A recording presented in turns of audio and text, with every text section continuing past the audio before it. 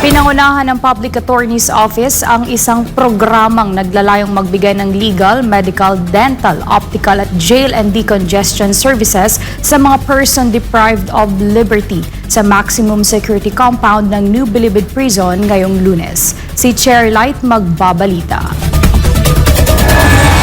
Sinabi ng Bureau of Corrections o Bucor, lubos nilang sinusuportahan ang mga programa ng PAW sa Bilibid na isinagawa ngayong Lunes, Oktubre 28 at nakatakdang isagawa sa Nobyembre 19 at Disyembre 9 upang matiyak ang kaligtasan at seguridad ng mga kalahok sa programa. Nagtalaga si Bucor Director General Gregorio Pio Katapang Jr. ng isang opisyal na magbabantay sa New Bilibid Prison.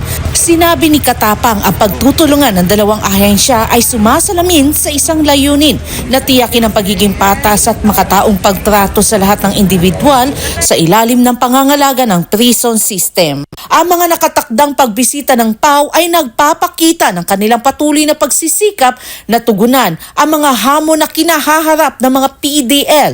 Nagbibigay ito ng pagkakataon para makipag-ugnayan ng PAW sa mga bilanggo, masuri ang kanilang mga legal at medical na pangangailangan at magbigay ng kinakailangang tulong upang mapabuti ang kanilang sitwasyon.